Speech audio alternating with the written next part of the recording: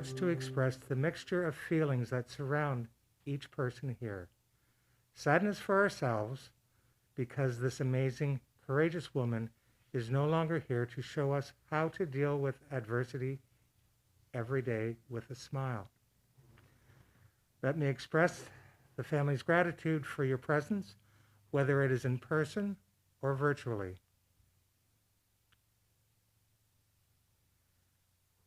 Our presence here helps the family realize how valuable their loved one was to others and to show what an impact her life and her death has made.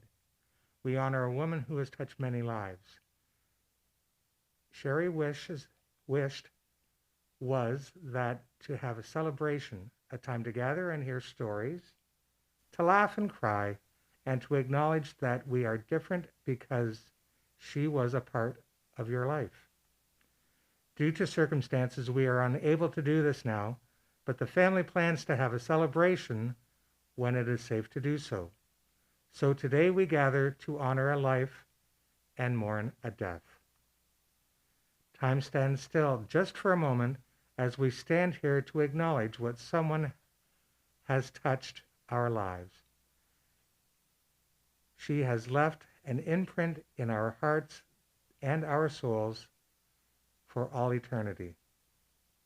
Sherri left this life on January 2nd, but her spirit and her living made a difference and will continue to do so as long as you think of her.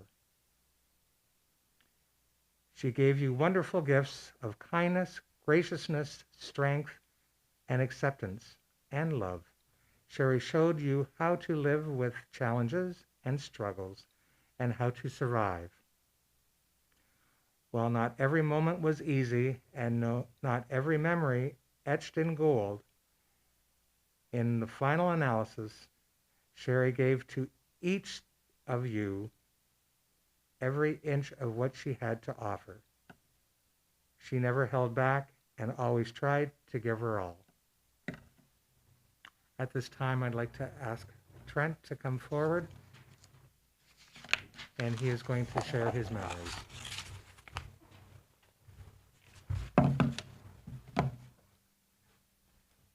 Hello, everyone, and thank you for attending. Sherri did not want a formal eulogy or a bunch of speeches. So just between all of us, this is just a little talk, a little story. As you just heard, what Sherri really wanted was a gathering where we could all talk, laugh, maybe drink a glass of Pinot Grigio or two. And also, as you just heard, we will endeavor to plan that social gathering as soon as we can. Sherri left us too young, which is very sad. And unfortunately, we had a few other family members that also left us too young. So if we can take heart in a few things today, one of them could be that Sherri's up there somewhere, enjoying a drink with Mom and Ray, her aunts and uncles, maybe having a laugh at our expense while we sit here with our masks in lockdown and unable to really socialize. Sherri was a mother, a sister, an aunt, a great aunt, and a grandmother. And she relished all those roles, especially the role of grandmother to Isaac and Audrey. I think she really helped encourage their passion for skiing, really welcomed the time together. And I will say maybe she imparted a little bit of the Ogilvie family legacy in terms of our socializing. If we think of Thanksgiving in Kearney, the family golf event, I hope they at least remember how to have a party. Heather and Grant, thank you so much for allowing those relationships to flourish. To Paul and myself and Dawn and Hope, she was our big sister. And we thank her for that. She blazed the trail. She broke the rules. Showed us how to get in trouble. Hopefully we all learned from that. I'm not sure.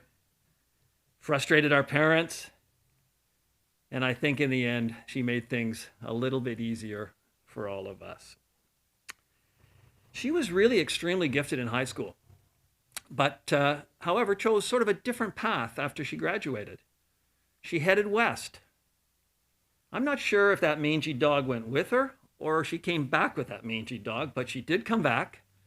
Her world was bigger, her circle of friends was larger, and I remember thinking at those times, wondering what was going to become of this girl in this hedonistic lifestyle. Well, Sherri ended up doing just fine. She had a great career at Bell, rose through the ranks, eventually enabling her to retire early at the age of 55.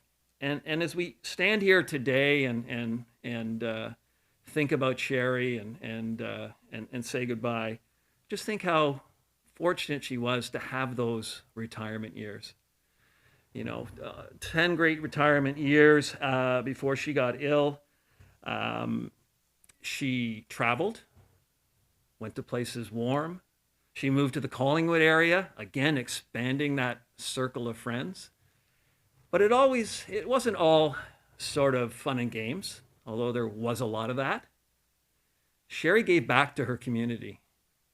She volunteered for a variety of groups and associations. And if I could sort of just stop myself and allow me to read something that came in just this morning.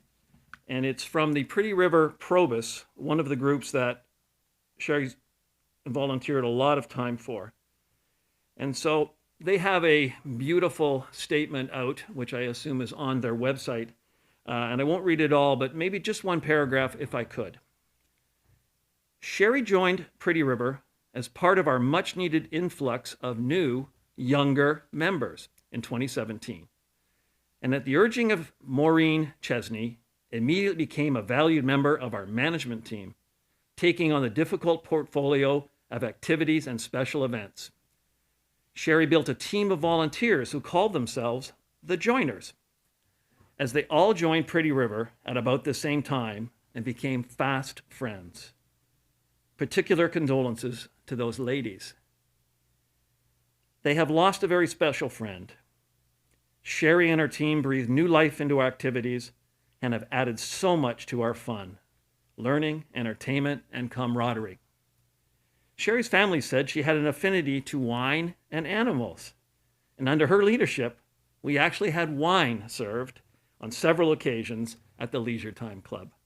So I'll let you read the rest, but I think that's just one great example of Sherri's involvement in the community. She fought for change. Some people say you can't fight City Hall. I think she tried a few times. I think we thought she might even go into local politics, but instead her son Grant took that one up. Throughout this talk, I've mentioned her circle of friends and how it's ever growing. And I don't know how many of you are listening today, but I do know this. Sherri always let you know what she felt. You really knew what her opinions were. On the other hand, you could count on her friendship, and she was loyal to all of you. I'm going to start to wrap up my story by talking about my two sisters, Dawn and Hope, who had a really special relationship with Sherri. I think actually Paul and I were just kind of dragged along for the ride. But the girls were special friends and did a lot of special things together, from making pierogies to traveling, hiking, texting and talking probably multiple times every day. I know it was a really special bond. I know you're going to miss her. However, I'm kind of wondering who's going to keep you two in line and scold you when you need it. So, and I also, on behalf of everybody in the family and all her friends, I really want to thank you two for looking after Sherri these past 2 years. She may not have always said it, but I know she really took great comfort in your love and support. So now I'm going to close off my story, if you like, with a little poem. We are not exactly sure that Sherri wanted this poem read at her service. However, we know she kept it very close to her, both in digital form and printed form, and it was very important to her. So here we go. It's a poem by Merritt Malloy called Epitaph. When I die, give what's left of me away to children and old men that wait to die. And if you need to cry, cry for your brother walking the street beside you. And when you need me, put your arms around anyone and give them what you need to give to me. I want to leave you something better than words or sounds. Look for me in the people I've known or loved. And if you cannot give me away, at least let me live on in your eyes and not your mind. You can love me most by letting hands touch hands, letting bodies touch bodies, and by letting go of children that need to be free. Love doesn't die, people do. So when all that's left of me is love, give me away. Thank you.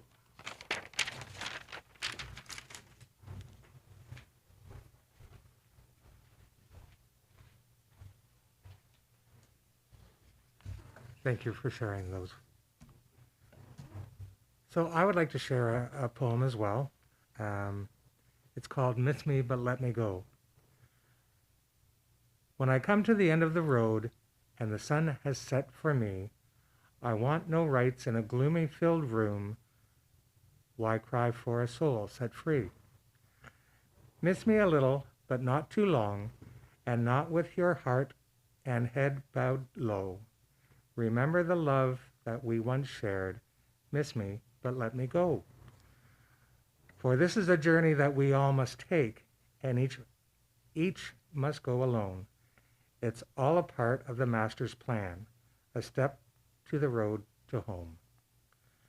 When you are lonely and sick of heart, go to a friend we know, and bury your sorrow in doing good deeds. Miss me, but let me go.